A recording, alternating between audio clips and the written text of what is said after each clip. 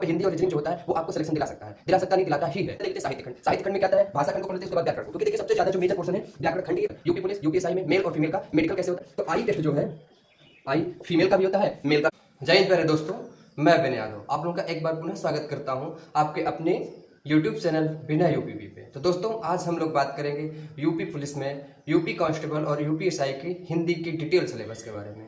देखिए अभी लोग जान रहे हैं कि हिंदी जो है वो हमारे सिलेक्शन में बहुत बड़ा रोल प्ले करता है, क्योंकि हिंदी जो है सबसे ज़्यादा स्कोरिंग सब्जेक्ट है। बहुत कम मिनट में बहुत जल्दी तैयार होता है और बहुत ज़्यादा नंबर देता है। मैक्सिमम मार्क्स जो है वो हिंदी देता है।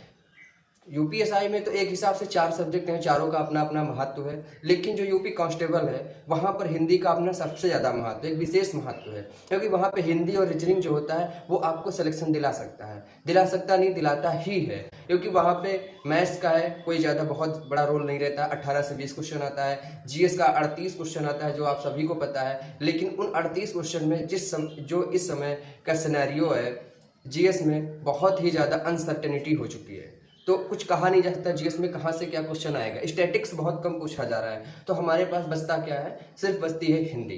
हिंदी जो है अगर हम इसको मजबूत करते हैं तो हमारा सिलेक्शन जो है वो श्योर हो जाता है, फिर हम श्योर शॉट मार सकते हैं। तो दोस्तों चलिए आज हम बात करेंगे हिंदी और हिंदी के साथ में मेडिकल। यूपी पुलिस यूपीएसआई में मेल और फीमेल का मेडिकल कैसे होता है, प्लस हमारा जो डिटेल स्ट्रेटेजिक वीडियो है, डिटेल स्ट्रेटेजिक टॉपिक है हिंदी का, उसको कि कितना कितना क्वेश्चन पिछली जो हमारी भर्ती हुई, पिछली जो हमारी वैकेंसीज थी उनमें आया है और हमें कैसे कैसे तैयार करना है, किस चैप्टर का कितना ज़्यादा महत्व है। तो चलिए शुरू करते हैं। देखिए सबसे पहले जब हम हिंदी को पढ़ेंगे तो जरूरी ये होता है कि हिंदी के कितने पार्ट हैं। तो हिंदी को हम 3 पार्ट में पढ़ेंगे। 3 पार्ट कौन कौन से, हिंदी को हम 3 भाग में जोड़ लेंगे। पहला भाग होगा हमारा जो होता है वो होगा भाषा खंड, दूसरा होगा व्याकरण खंड और तीसरा होगा साहित्य खंड। कौन कौन सा, भाषा खंड, भाषा खंड, व्याकरण खंड, व्याकरण खंड और तीसरा जो है वो हमारा रहेगा साहित्य खंड। क्या, साहित्य खंड। इन 3 भागों में ही हम हिंदी को तोड़ देंगे और उसके बाद हम हिंदी को पढ़ेंगे। तो सबसे पहले देख लेते हैं साहित्य खंड। साहित्य खंड में क्या आता है, भाषा खंड को पढ़ लेते हैं, उसके बाद व्याकरण को, क्योंकि देखिए सबसे ज्यादा जो मेजर पोर्शन है व्याकरण खंड ही, और मेजर पोर्शन मतलब मेजर क्वेश्चन भी यहीं से आते हैं। सबसे ज्यादा क्वेश्चन आपको व्याकरण खंड से मिलेंगे, सबसे ज्यादा क्वेश्चन आप व्याकरण खंड से ही सही करेंगे, क्योंकि जो साहित्य खंड है ये आपके लिए टफेस्ट पार्ट पड़ जाएगा। तो इसमें से शायद क्वेश्चन मतलब आप कम से कम सही कर पाए, वो अलग बात है, सही भी कर सकते हैं ज़्यादा भी, लेकिन यहाँ से जो है ये कंप्लीट आपके तैयारी पे डिपेंड करेगा, ये आपकी जो मतलब। तो चलिए उसके बाद है ये भाषा खंड। तो भाषा खंड तो वैसे एक हिसाब से समझ सकते हैं कि हम इसको 5% ही टाइम देंगे, इसको हम 10%, इसको 5% और इसको हम 85% टाइम दे सकते हैं। कितना, देखिए 85, 10 और ये 5%, इस हिसाब से हम इसको तोड़ के पढ़ेंगे। तो चलिए सबसे पहले साहित्य खंड को पढ़ लेते हैं कि साहित्य खंड में क्या क्या आता है। तो साहित्य खंड में आता है हिंदी पद्य का इतिहास, गद्य का इतिहास। क्या, पद्य, गद्य, हिंदी पद्य का इतिहास, गद्य का इतिहास और निविधि तथ्य, जैसे कि कुछ इंपॉर्टेंट चीजें और निविधि तथ्य। क्या, निविध तथ्य, ये इसके अंदर आता है। अब इसके अंदर हिंदी पद्य का गद्य का इतिहास, इसके अंदर हमको पढ़ना क्या क्या है, तो वो इनका टाइम पीरियड यानी कि समय काल। क्या, समय काल इसका पढ़ेंगे एक चीज। दूसरा क्या पढ़ेंगे, नाटक, नाटक एकांकी, नाटक एकांकी रचनाएं, नाटक है, एकांकी हो गया, रचनाएं हो गई, पुरस्कार और सम्मान, पुरस्कार सम्मान हो गया, और साथ में हम पढ़ेंगे कहानी और उपन्यास। क्या, कहानी और उपन्यास, कहानी उपन्यास। अब इनको हमको पढ़ना नहीं, इनमें हमको पढ़ना है कि किसने कौन सा लिखा। कुछ इंपॉर्टेंट होंगे जो मैं आपको किसी और वीडियो में बता दूंगा कौन कौन से एक उपन्यास, कौन कौन से नाटक जो है इंपॉर्टेंट है, उन्हें पढ़ना चाहिए या नहीं पढ़ना चाहिए। क्योंकि देखिए हर पेपर में, चाहे वो 2018 का हो, चाहे 2019 का हो, चाहे वो 4520 वैकेंसी का हो, चाहे वो जेल वार्डन फायरमैन का हो, चाहे वो 49,500 वैकेंसी का, सब में इस टॉपिक से कम 2 से 3 क्वेश्चन पूछे ही गए। हर पेपर में 2 से 3 क्वेश्चन इससे पूछे गए, तो इसलिए हम इसको दे रहे हैं 10% का टाइम। उसके बाद आता है भाषा खंड। तो इसमें हर पेपर में 1 से 2 क्वेश्चन पूछा गया। कितना? 1 से 2 क्वेश्चन पूछा गया, तो इसे हम देंगे 5% टाइम। अब देखिए 2 से 3 और 1 से 2 टोटल अगर हम देखें तो 5 क्वेश्चन बन रहे हैं इन 2 टॉपिक से। बचते कितने हमारे पास है? बचते हमारे पास है 32 क्वेश्चन। कितना? 32 to 33 इतना क्वेश्चन आता है व्याकरण खंड से। तो इसको हम इसलिए दे रहे हैं 85% टाइम।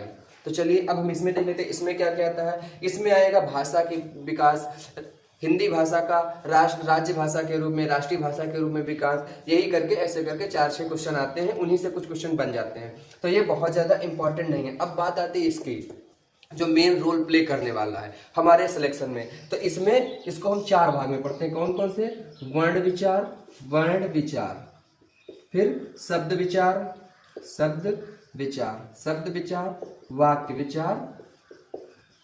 वाक्य विचार और फिर छंद विचार। क्या? छंद विचार। इन 4 भागों में पढ़ेंगे हम व्याकरण खंड को। और इन 4 भागों में से वर्ण विचार है तो इसको हम 3 भाग में देखते हैं। वर्ण विचार के अंतर्गत आता है वर्णमाला, वर्तनी और संध। वर्णमाला, वर्तनी और संध। तो देखिए वर्णमाला का क्या है कि जो हमारा पहला चैप्टर किसी भी हिंदी की किताब में जब हम व्याकरण में जाते हैं तो पहला चैप्टर हमको मिल जाता है वर्णमाला का ही। उसमें हमसे पूछा जाता है रूढ़, यौगिक, योग, अयोग, वाह और ऐसे करके मतलब कौन सा मतलब लेटर है, कौन सा अक्षर है, कहाँ से उसकी ध्वनि आती है, कहाँ से उत्पन्न होता है, ऐसे करके हर पेपर में कम से कम 1 से 2 क्वेश्चन ये पूछ लेता है।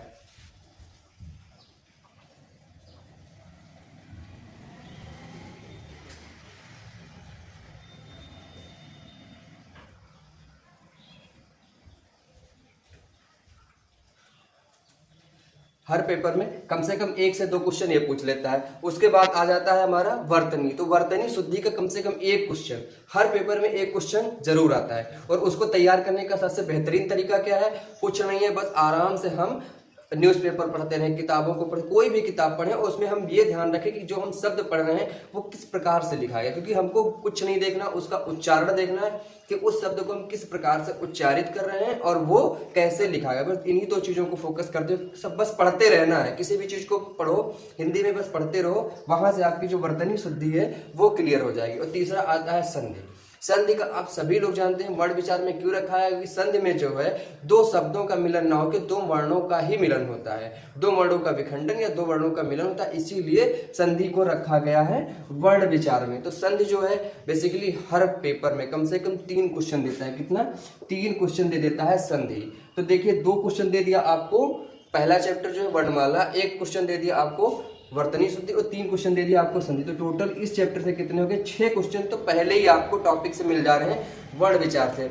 ऐसे ही जब हम आते हैं शब्द विचार में, तो शब्द विचार में हम पहला टॉपिक पढ़ेंगे उपसर्ग और प्रत्यय का, दूसरा टॉपिक पढ़ेंगे हम समास और तीसरा टॉपिक पढ़ते हैं शब्द भेद, तत्सम, तद्भव, ऐसे करके बहुत सारे टॉपिक हैं जिनका हम डिटेल में एनालिसिस करते हुए चलते हैं। इन्हीं में एक आता है विराम चिन्ह। देखिए विराम चिन्ह का ऐसा रोल है भाई साहब कि जो मैंने खुद पेपर दिए सीधा क्वेश्चन आ जा रहा था कि ये एक ऐसे चिन्ह बना दिया गया, बोल देंगे कौन सा विराम चिन्ह है, ऐसे बोल देगा ये कौन सा विराम चिन्ह, ऐसे पूछ ले जा रहे थे क्वेश्चन, ऐसे क्वेश्चन पूछ लिया कि ये कौन सा विराम चिन्ह है। तो देखिए कुछ नहीं करना, सिर्फ विराम चिन्ह आपको देखना और टिक मार देना ऐसे करके। सिर्फ 10 से 12 विराम चिन्ह है, तो भाई साहब उनको आप बहुत अच्छे से देख लो। फिर आता है हमारा संज्ञा से अव्यय तक। तो संज्ञा से अव्यय तक में आप क्या समझते हैं भाई? देखिए संज्ञा हो गया, सर्वनाम हो गया, क्रिया हो गया, विशेषण हो गया और अव्यय हो गया। संज्ञा, सर्वनाम, क्रिया, विशेषण और अव्यय, ये 5 टॉपिक हैं। बहुत अच्छे हैं, आराम से आप कर सकते हैं। तो देखिए अगर प्रत्येक टॉपिक को हम एक दिन, सिर्फ एक चैप्टर को एक दिन पढ़ें, उसी दिन उसका अभ्यास करें और दूसरे दिन उसका हम क्विक रिवीजन करें और फिर उसके बाद दूसरा चैप्टर पढ़ें, आप देखिएगा 10 दिन के अंदर 15, 20 दिन, 25 दिन, मुश्किल से 1 महीना लगेगा। 10 दिन में आपको कॉन्फिडेंस आ जाएगा और 1 महीने के अंदर आपकी हिंदी एकदम सॉलिड हो जाएगी, आप पेपर में बैठने लायक हो जाएंगे। उसके बाद हमारा जो इसमें तीसरा टॉपिक आएगा वाक्य विचार। भाई साहब वाक्य विचार में एक चैप्टर है अपठित गद्यांश। अपठित गद्यांश को आप लोग ऐसा समझ के चलिए कि वो जो 5 क्वेश्चन यानी कि 10 नंबर होते हैं, फोकट के होते हैं, 10 नंबर, 5 क्वेश्चन 10 नंबर एकदम फ्री फंड के नंबर है। क्योंकि यार इतना सिंपल सा आता है अपठित गद्यांश, एक नॉर्मल सा एक गद्यांश आ जाएगा, एक पैरा आ जाएगा और उसी में से आपको कम से कम 5 क्वेश्चन के आंसर छांट के देने होते हैं। भाई साहब बहुत बेहतरीन है। और जिन लोगों की तैयारी नहीं है, कम से कम इस चीज को इस चीज़ को 2-4 बार पढ़ लीजिएगा किसी भी किताब में, और आंसर कैसे सिलेक्ट करना ये देख लीजिएगा, क्योंकि भाई साहब ये 10 नंबर समझ लीजिए आपका सिलेक्शन करवाते हैं, आपकी रैंक बनवाते हैं और आपको बाहर भी करवाते हैं, क्योंकि ये हर कोई करके आता है तो आपको भी करना ही करना है, और सबसे बेहतरीन नंबर आपको यहाँ पे मिल जाते हैं।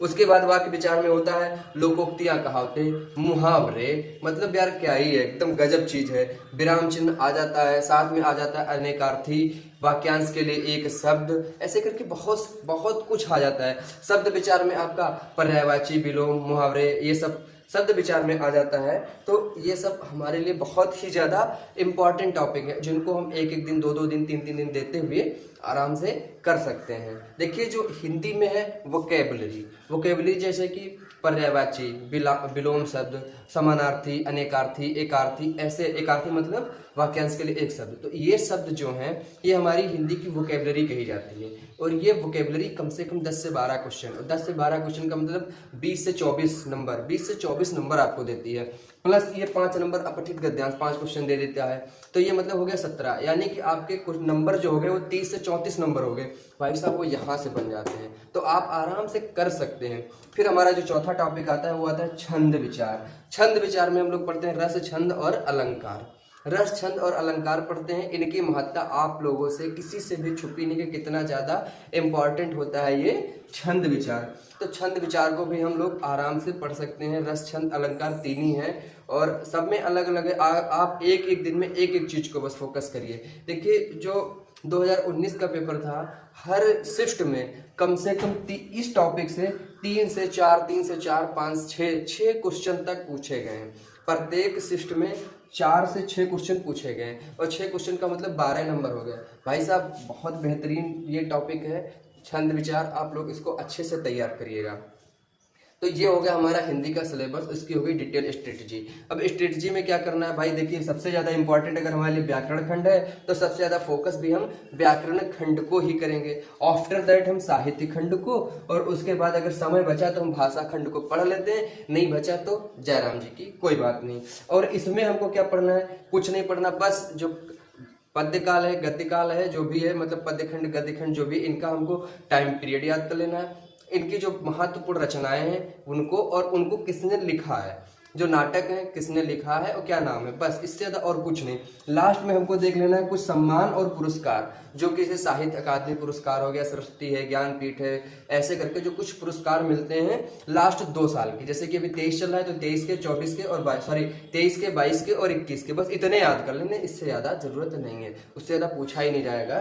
तो बस इतना हमको बेसिकली हिंदी में करना है। अब चलिए अगर बात करें मेडिकल की, तो इस पर मैं कई बार वीडियो बना चुका हूँ, फिर भी मैं आप लोगों को बता रहा हूँ। देखिए यूपी पुलिस का जो मेडिकल है बेसिकली फीमेल्स के लिए बहुत सारा उनके अंदर रहता है कि मेरा मेडिकल कैसे, बच्चों का तो मतलब लड़कों का तो पता है कि ऐसे ऐसे हो जाएगा, मतलब लड़कियों का मेडिकल कैसे होगा। तो देखिए लड़कियों के मेडिकल में कुछ भी अलग नहीं होता है।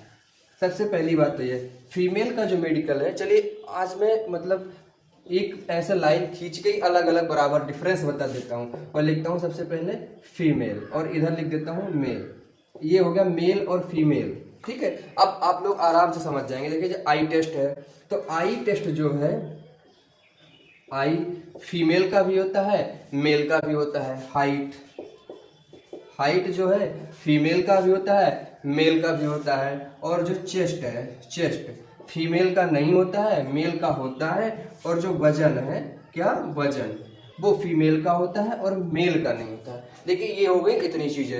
अब फ्लैट फीट, नॉकनी, ये दोनों का होता है, और भी बहुत सारी चीजें हैं। तो ये हो गई मेडिकल की बात है। मेडिकल में देखिए नॉर्मली लगभग हर एक चीज दोनों लोगों की होती है, क्योंकि यार बॉडी में बहुत ज्यादा चेंज तो होते नहीं है। बेसिकली हम लोग हैं तो इंसान ही, तो भाई अब इंसान है तो इंसानों जैसा ही मेडिकल होगा ना।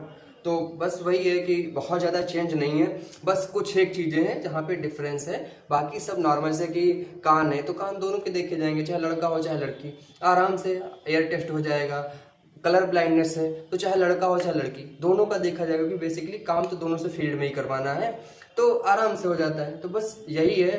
तो दोस्तों आज की क्लास में इतना है, फिर किसी दूसरे दिन मिलेंगे दूसरे किसी टॉपिक के साथ। जय हिंद दोस्तों, नमस्कार।